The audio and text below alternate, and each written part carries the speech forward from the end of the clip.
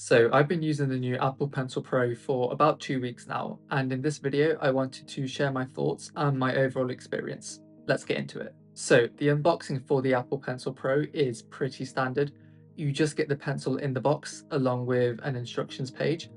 One fun fact that Mr. Who's the Boss noted was that there are actually 5 different box designs for the Apple Pencil Pro, and the one that you get is completely random. So yeah, I'm sure that there will be some people out there on the quest to hunt down all 5 boxes. The pencil itself looks pretty much identical to the second generation Apple Pencil. There's still no black option, sadly. Really, the only way you can tell these two apart is by reading off the names. Otherwise, the thickness and the design are pretty much the same, and it overall pretty much works the same as well. The only issue I have had is that occasionally the Apple Pencil will lag. So there have actually been a few occasions where I'll try to draw something with my pencil and the iPad just won't recognize it.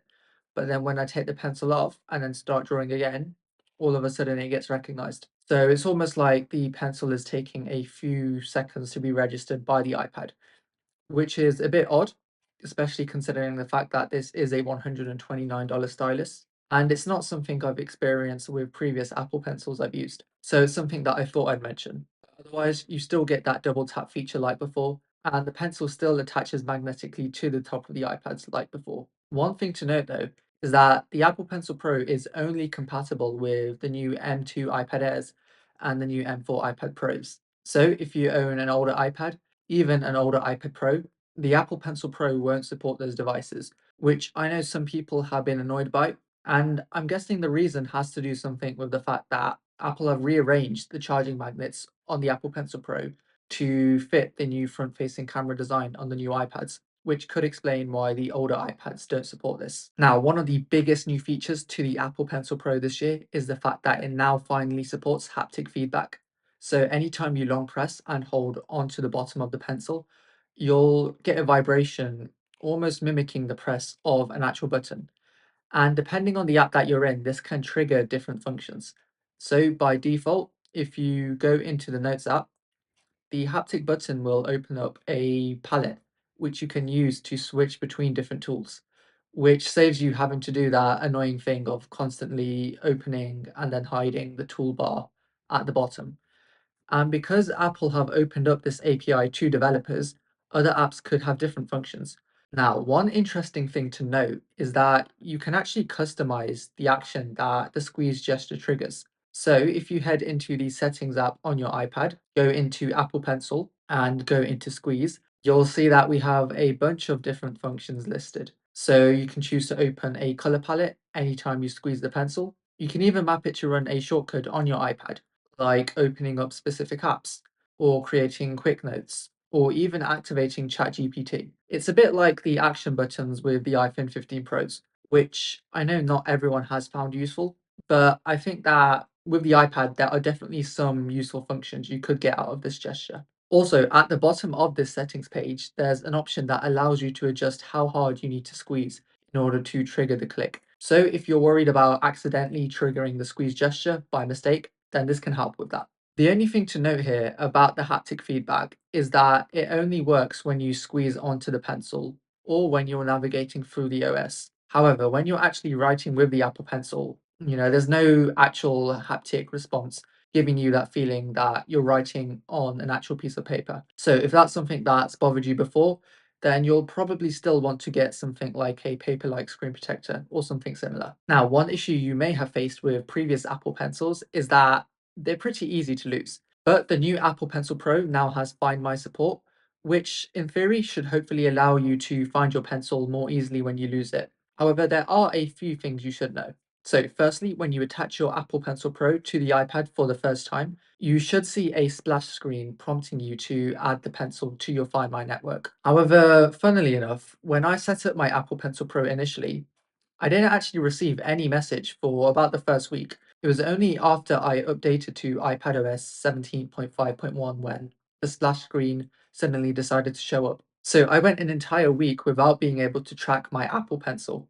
Now, if you are facing a similar issue, there is a workaround to this. So if you head into the Find My app on your iPad, press the add icon, and then select Apple Pencil, you should be able to add the pencil to your network. But yeah, I am curious to know whether this is just an isolated bug with my particular pencil, or if any of you guys have experienced similar issues, because I feel like the average consumer just isn't going to think to add their pencil to their Find My network unless they're prompted to do so. Also, one thing to note is that the Find My app only tells you the last location where the iPad was detached from the Apple Pencil. So you can't actually track its precise live location like you can with an AirTag, because there's no actual U1 or U2 chip inside of this thing. So it will give you the last connected location, and it will tell you if you're close to the detached location, but it won't tell you which direction to go exactly. It's kind of like you're playing a game of hot and cold with a pencil, is the best way I can describe it. But theoretically, if somebody stole your pencil and flew off to Argentina with it, you'd have no way of knowing. Or a more realistic scenario, let's say you're a student and you lost your Apple Pencil inside of a large lecture theatre. The Find My app would tell you the location of the building you left it in, but it won't tell you exactly where because you don't get that precision tracking feature. And so you're still going to have to manually retrace your steps to find exactly where you left it, which, to be honest, is sort of what you had to do before. So yeah, that's something I thought I'd point out about the whole Find My support. I'll let you guys decide whether you think it's actually useful. What some of you will find useful though is the new barrel roll feature Apple have introduced. So you'll see I'm in the Notes app here, and as I'm hovering and twisting my pen over the screen, you'll see that the direction of the pen is actually changing. So we can get this cool twisting effect, like with an actual ball pen, which I think is pretty neat. I'm not going to pretend that I'm in any way the target audience for this kind of feature, but I have heard that for artists, it can be really valuable. So it's something I thought I'd mention. Also, if you take a closer look here, you'll notice there's actually a shadow of a pen beneath the Apple Pencil. And if I switch to the eraser, look at how the shadow switches to an eraser. If I take the pencil off, you'll see that the shadow disappears. And then when I bring it back in, it reappears. And yeah, it's just classic Apple adding in the most unnecessary but impressive features that nobody would have ever thought about. So a lot of you will probably be wondering, at $129, is the Apple Pencil Pro worth getting over, the standard Apple Pencil with USB-C, which only costs $79? And I'd say that on the whole it is. It's probably not worth upgrading your older iPad just to get the new Apple Pencil Pro.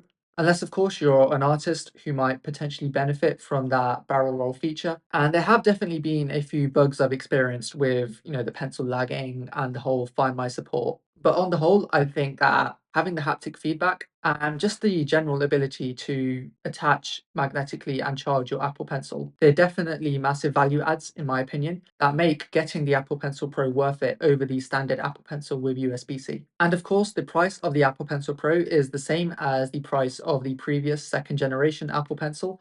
So, you are technically getting more features for the same price. Now, if you're curious to know what I think about the new M4 iPad Pros and the Magic Keyboard cases, I'll leave links to those reviews in the description down below.